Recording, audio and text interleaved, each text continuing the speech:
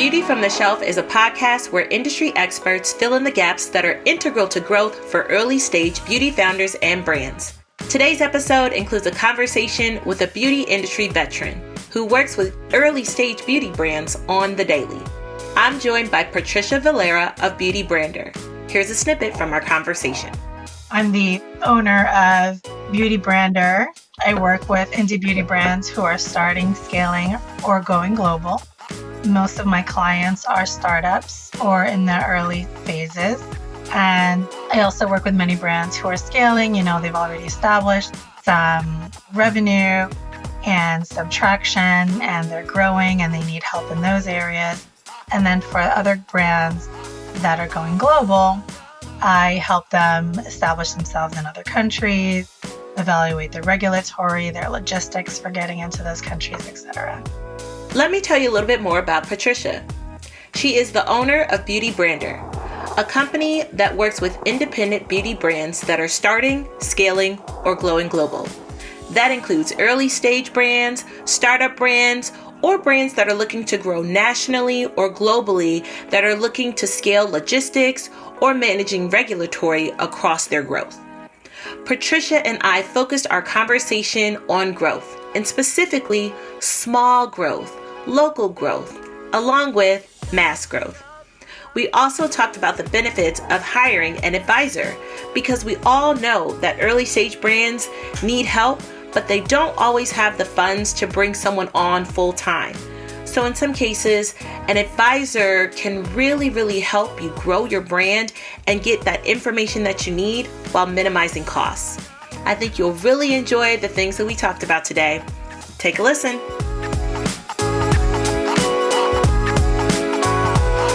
Patricia, thank you so much for joining me on the show today. I'm really excited to share your knowledge with the folks who listen in. I would love for you to just start off by telling the audience about you and how you work with small brands. Thank you, Monique. I am so excited to be here. I work with brands of all shapes and sizes in many different categories. So I work with hair care brands, skincare, nails, makeup, supplements, fragrances, etc. Most of my brands are startups. So working from concept all the way through to product development and launch, developing their brand strategy, their foundational strategy, and go-to-market plan. I also work with brands who are scaling. So they've already established themselves, have some revenue, but they're looking to grow. Maybe they've only been ordering, say, 500 to 1,500 units, and they want to go to 10,000 units. And there's a whole series of challenges when you're doing that, or when you're going direct to consumer and you now want to go into wholesale or your distribution, helping you work through those challenges. So those are mostly the kinds of brands that I work with. Okay, thanks for sharing. And I'm just curious myself, because I know you call yourself a small business coach. But it sounds like a lot of what you just shared is coaching, advising, consulting. So when I think about a coach, like a career coach, for example, it's like, okay, I know they helped me get a job. But you as a small business coach, you're helping with all facets, it sounds like almost, or a variety of facets of the small business building. So what I would consider myself is more of a strategic advisor, which is slightly different than a coach. There's some elements of coaching that I do, but a coach kind of helps you overcome more personal hurdles, where I focus more on the business side of it, whereas a coach might pull more things out of you and help you find your own answers and maybe give you some tools to get to where you need to go. I have zero problem telling my clients what they should and shouldn't do, just outright, I'm very straightforward. I like to be very open, honest with my clients. If they have a great idea, I'll let them know. If some of their ideas are not so great and could use some tweaking, I let them know. So I'm more of an advisor in that sense, and also provide consulting. So I will provide the templates and the tools and the roadmaps and the strategies for helping them not only overcome challenges, but actually building a plan to get from where they are to where they want to be. And why would you say advising or kind of this consulting is helpful to some of the brands that you've worked with versus hiring someone outright versus trying to do this themselves? Well, all options are valid. It really depends on how much time, budget, and knowledge you have starting out. So for those founders who are looking to do it themselves, there's not very many places you can go to online to find all of the answers. There's 1,001 things that need to be done. And there aren't really any places that I found online where you can easily find step one, do this, this, this, and this. Step two, do this, this, this, and this. And then, all of that detail. There's a lot of balls you have to have in the air and just to remember and manage all that information. It's a lot to ask for on the DIY. And in terms of hiring, most founders that I work with don't have the budget to hire somebody full time and help them do everything, especially in the early stages.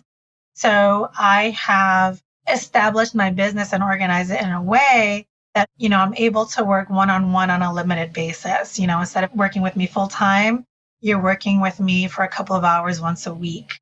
So you're kind of renting my brain just for 2 hours versus 40, which is a lot more feasible for most founders. And also depending on your level and the amount of work that you need, I'm available for less time or more time. So I'm trying to be very, very flexible and be accessible to my clients in a variety of ways so that I can kind of meet them where they are.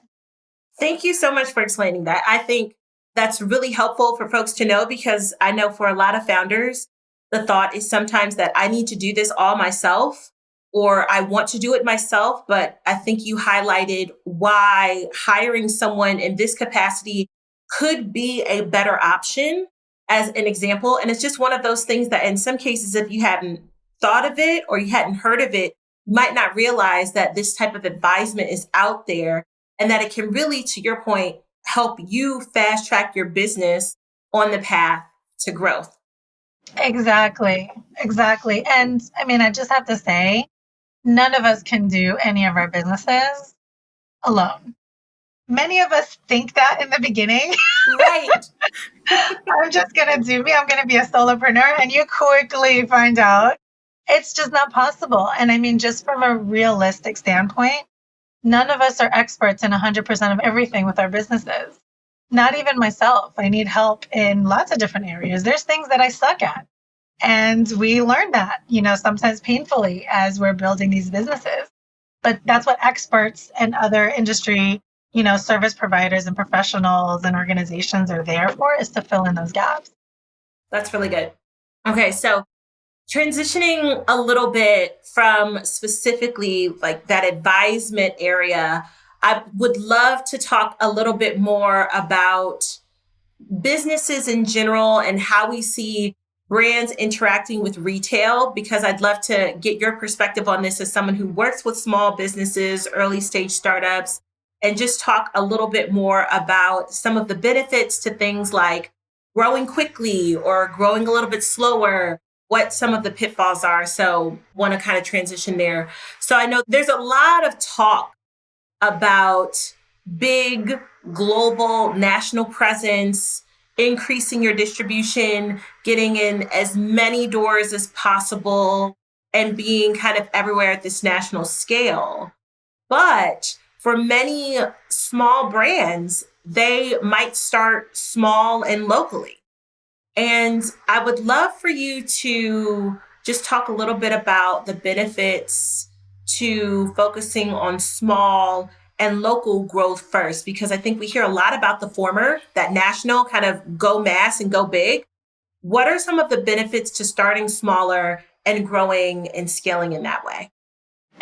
Frankly, 99.9% of the brands in the world start small and local. This idea that it's even an option to start at this giant scale from day one is extremely rare. It's extremely rare. And those brands that do are starting with a significant budget of several $1 million. That's the only way that's possible. That is the only way that's possible, is if you're starting with a budget of several $1,000,000. And I'm not talking about just 1 or 2 million. So, And that's really because you need that money to invest in the inventory and the marketing to support that type of scale, right? Like the manufacturing, all of that. correct. I mean, if you're doing a large national rollout, you're starting at about 10,000 units for one product, depending on the number of retailers you're rolling out with. That's easily $100,000 to $150,000 just for that one product. If you have, a series of products, there's your $1,000,000 right there. Many brands will start off with, let's say, 5 to 7 SKUs. That's, again, multiply that out.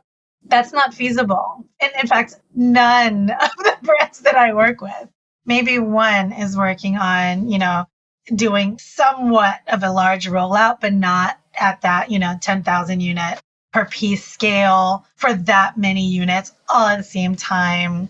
That takes a significant investment. And then in order to support that rollout from a marketing standpoint, that's another $500,000 in marketing. So between marketing, promotions, PR, retail support, and promotional activities at the location, with the retailers, sampling, you know, trade shows, all of pop-ups, all of that involved in that type of large scale rollout, that's a significant cost. So starting small definitely allows you to grow without a huge upfront investment, which I'm guessing means you're maintaining equity and control of your business and your brand. And you're also able to, potentially test and learn things a little bit more with the consumer base that you have. Well, most of the large brands out there, way back when they started, did start small and they did start slow. So, for example, like Shea Moisture, their story is they started selling, on street corners at it's with the table in New York. I don't know if that's 100% accurate, but that's the story that I've heard. And that's slow and local and small. And look where they are now. Look how much they've grown. So it's 100% possible. My philosophy is grow slowly. Only take on what you can in that moment, what you have the capacity for. Sometimes overextending can bite you in the butt later on. Every time you take on investment dollars, you're now beholden to this other entity to fulfill certain requirements for that money. It's not free money. You have to pay that back, in returns later on. And you're now beholden to their needs and expectations. Some companies are able to manage that, others can't. This is a very cash intensive industry to be a part of. So I honestly believe in invest what you can, reinvest your revenue and have it grow, at a reasonable pace over several years.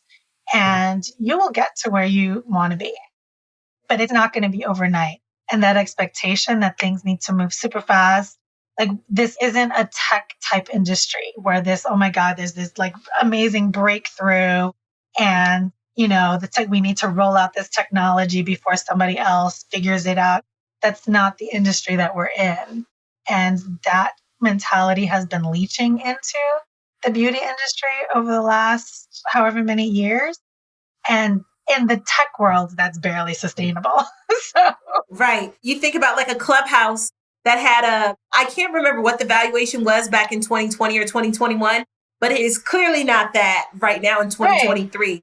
So I think to your point, and I was even reading an article recently that was saying how a lot of the investments that folks were making and investing in a lot of DTC companies back in 2014 or 2013, folks are asking for more data. They're asking for more sales, more proof, more proven measures, because this idea of just growing at these huge multiples, it's not to say that it doesn't happen, but there's more of an understanding that that is the exception and not the norm.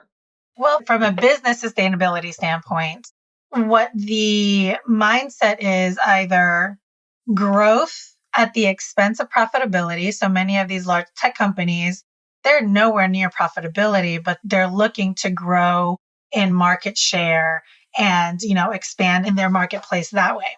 The more users they have, the more buyers they have. They're taking a loss in order to gain those buyers.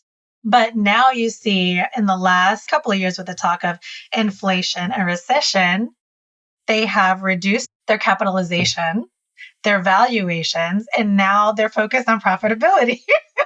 So they've done a complete 180 in the conversations because you need to be able to sustain and pay for everything that you've grown into. If you can't pay for that, I mean, what kind of a business is that? That's why a lot of these companies go bust. It's just not sustainable. So that's not a mindset that I go anywhere near with my clients. So as you talk about that kind of growth and a slower growth and kind of leveraging that revenue that you're getting from growing your brand, how does retail partner expansion look different if that is your path of growth versus getting the private equity money, essentially? There's more than one way to get things done. So Exactly. how does that work or how does that look?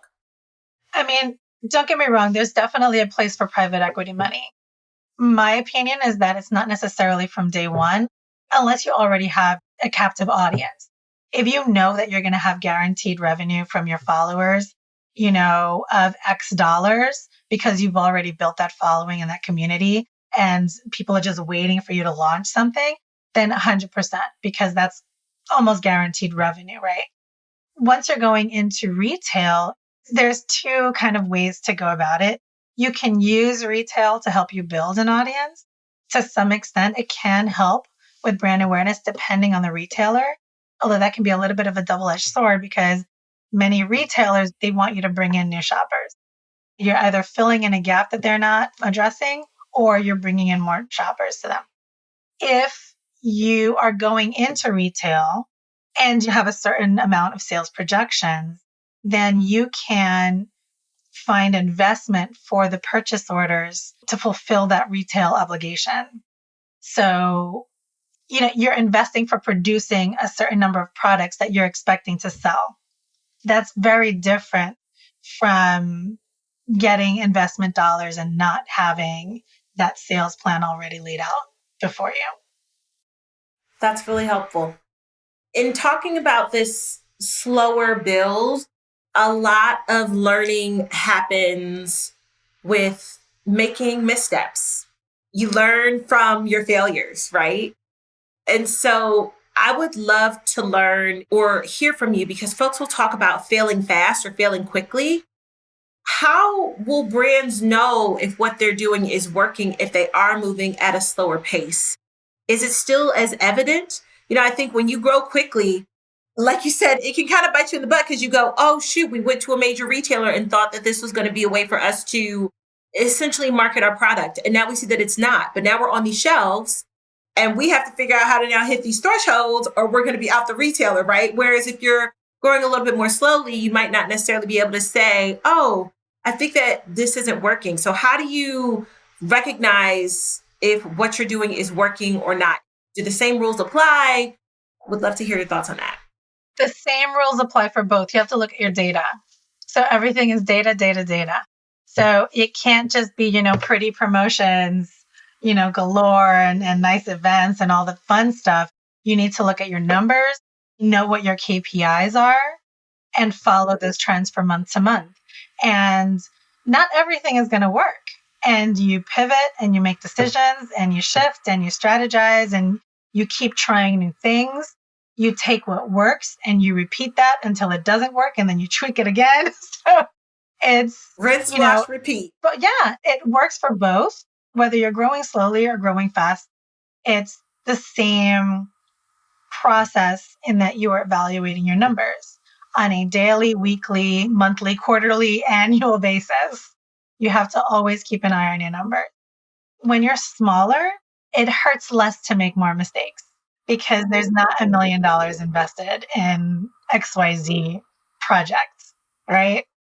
When I've worked at brands, the bigger the brands, the more money is invested into every initiative. And when that goes wrong, we're talking, hundreds of thousands and millions of dollars down the toilet. And that hurts. It does, and they have the resources to kind of come back and pivot and make it up in another place. The good thing about being smaller is you have more flexibility to pivot more quickly and make decisions on the fly, where you might not get to that point where you're losing so much money. If it's a mistake, you can catch it much quicker. That's really good. And just building on that, you talked a little bit about looking at data, KPIs, and we know that setting goals is a big part or an important part of building a business, or I'd like to think that it is, right? You have a North Star that you're working towards, and goals can kind of help you get there. I would love to hear from you what you think brands should start to look at if they are setting goals for themselves, or again, what those KPIs, those key performance indicators are that they should be considering as they're trying to define success, whether that is via goal setting or just via performance. What do you say this is what you want to look at? So before I get into that, I just want to go back and mention that in addition to mistakes that founders will make, and everyone will make mistakes, that just comes with the territory. There's many, many, many things that are outside your realm of control that can go wrong as well.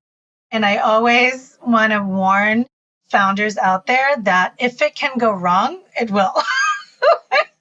Just go into everything with the mentality like this can go sideways easily. Try to think of ways that can go wrong. That also helps with your strategy and your preparation. If you can think of ways, like for example, the supply chain fiasco that we've been dealing with for the last year and a half. No one expected this, but now we know this is a regular supply chain. Lead time might normally be 6 weeks. Now we have to plan for 90 days. Worst case scenario, what happens if it goes 6 months? Try to come up with backup plans so that in case something happens, you've at least thought it through a little bit. But there's going to be situations where you can do absolutely nothing about it. I've been in situations where like a hurricane has hit and literally wiped out the entire store. There's nothing I can do about that. So what on earth can you possibly do about that? So you take the hit, you learn from it, and you move on. Just take everything as a learning opportunity. So that said, with goal setting and KPIs, so you definitely want to establish your goals. I'm a big believer in annual planning. So you want to identify 12 to 18 months ahead of time what your marketing plan is, what you want to do for the next year, what are your goals from a business perspective, from a revenue perspective. Once you have that plan laid out, 12 months ahead minimum, then you review that on a quarterly basis and you're planning 6 months ahead. You're planning the details. Your upcoming 3 months, everything should just be execution. You should have already figured all of that information out. As far as KPIs, you want to keep an eye on your revenue projections to understand if you're hitting that. And that's based on your marketing plan and what activities are you doing and what you did last year. How do you replicate those sales from the last year, the previous period, and this new period? You want to look at, in terms of marketing, what your engagement rates are, what your email opening rates are, what kind of feedback you're getting from your customers from a customer service perspective. Are you keeping on top of their needs, their questions, their experience? Are you learning from that feedback and adjusting your business accordingly?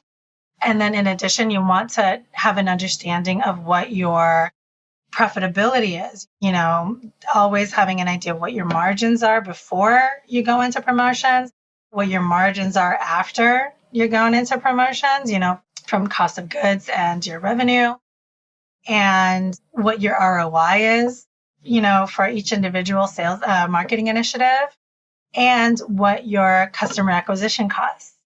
And ROI, customer acquisition costs, and margins are going to change on a weekly, monthly basis. You want to have an idea what that's looking like periodically, because some months might be higher or lower than others. You just want to make sure that you're on an even keel so that you're not eating too far into your profitability, your budget, and your cash flow. That's really good. Thank you for sharing that, especially some of the other important factors to look at other than revenue, because we know that revenue is one of the things that comes top of mind. But I loved you mentioning, listening to feedback from customers, looking at those email open rates. Are there specific pain points that maybe your super engaged customers are talking about? Is that something that you can build on, that you can now market? Or is that something that needs to be addressed if it's maybe not a positive thing? So those are really helpful points. Exactly. And operationally, I mentioned cash flow. From an operations perspective, you want to look at when your next production run is and what your cash flow needs are for that production run. You don't want to overextend yourself. And what happens a lot of times is, you might need to place a $50,000 production order or $100,000 production order, and it might be more than what your revenue is bringing in. And that's where you want to start looking at, will you need investment to cover that difference? And then looking at whether your sales projections will, allow you to pay that back. You want to be very, very careful not to overextend when you're doing those production runs. That's very, very important. That's really good. That cash flow thing is really important. And I think I especially hear that when I talk to a lot of early stage brands who have not been in retail before, and I'm talking bigger retail orders. I think that is the part that gets them the most, because to your point earlier in our conversation, that big retail order is typically thousands, hundreds of thousands of dollars. And with a retailer, you're not getting paid for a minute. It might be about 6 months from producing it, which is going to be different from your DTC site where you, at least if you're saying, okay, I know I'm putting in this 50,000 unit order, I know this is going to last me for 3 months, you have an idea. But for retail, it's totally different. Right, which is why it's important to prepare for that. You want to already have a revenue stream outside of retail, or you want to start with retail at a much smaller pace. I mean, Ulta and Sephora is not the be all end all. There's 100 boutiques that you can go into locally and slowly build up, that retail, that scalability until you get to a place. And in addition, there's also organizations like Clearco or even Stripe Capital, and that will invest in your production orders that will help you fill that gap in revenue. But you still also want to go into every retail with a plan on how you're going to sell through that product. Right. That's so good. And I'll make sure I include the resources that you mentioned in the show notes so that folks can go back and not have to replay and say, what did she say? What did she say? Right. So I've really enjoyed our conversation. For our final question, or the final question that I have for you, is really, what advice would you give to brands that are looking to expand? They want to grow, but they're just not getting the speed or traction that they're expecting or that others are getting. I know especially there were so many beauty brands that hit the scene in 2020 and 2021, and lots of them had really great years in 2021, but maybe 2022 was a little bit slower. 2023 is not showing the same, kind of results. What advice would you have to these brands as they are looking to say, what do I do next? So my advice would be many brands are missing some of the foundational elements. So there's something about their strategy, their targeting, their story, their messaging that may not be resonating, or that may have gotten lost in translation. So you want to always start by just checking off the basics and making sure you've got yourself covered, which all brands need to do periodically anyway, right?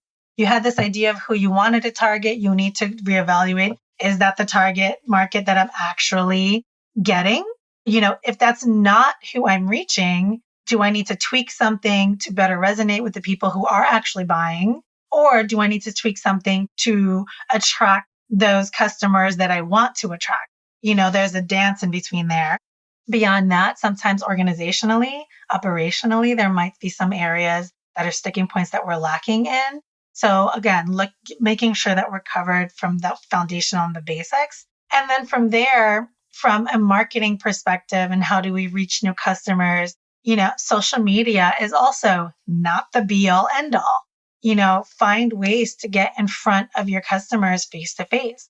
There are lots of events, whether it be trade shows, consumer events, discovery shows, farmers markets, other boutiques, pop-ups, collaborations with other founders within the beauty space, founders in adjacent industries, whether it be food or wellness or fashion, finding ways to collaborate. Guerrilla marketing, lots of marketing, old school marketing tactics are coming back. Direct mail campaigns. Like nobody gets spam, like inundated with spam, like physical things like we used to 10, 20 years ago. So now if you show up with a really beautiful postcard or booklet, people are going to see it, that's going to be visible in their mail. Billboards are coming back, things like that. And looking outside the box on how to gain that visibility and just, just being creative. Again, social is not the be all end all. So thinking more of how you can make those connections. I absolutely love that and think that point about a mailer is so true. Whenever I do get mail now, I probably stop and look at that longer than I would look at an ad that I receive on Instagram because it's tactile, because it's different, especially, there's just something about that because it is less familiar. And I mean, it also could be, I'm the millennial gal who used to have all the magazines and the cutouts because, I always loved fashion and beauty. So I loved my Marie Claire. People still like to touch and feel. And now because everything is digital, the physical is even more special. Like when you receive something in the mail, it's more special, right? Than just being inundated with a gazillion emails. That gets lost amongst everything else. It sure does. So trying to find those moments where you can find that connection with customers. Wow. Such good information. Well, look, Patricia, thank you so much for joining me on the podcast. This was a great conversation. I think there was a lot of really good tactical things for brands to take with them and to kind of go forward as they do look at growing and how they can do things differently.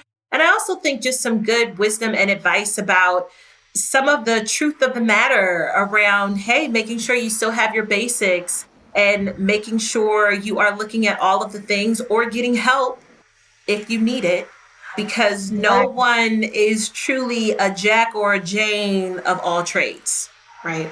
And for those of you who think you are, you lying. You lying. You are lying to yourself. Exactly. Thank you so much, Patricia, for joining me on the podcast today. I'm so excited to get a chance to talk to an advisor who works with beauty brands on a regular basis. It was so helpful to hear how brands can know if what they're doing is working, if they're moving at a slower pace, to talk about things like goal setting, KPIs, some of those things that happen on a regular basis with larger companies that don't always happen with small brands, but they're important nonetheless. If you enjoyed this episode, I would really appreciate it if you would leave me a review. It helps other people find this podcast, and it also helps for me to be able to continue making episodes like this one. As always, thank you for listening, and I'll catch you on the next one. Bye.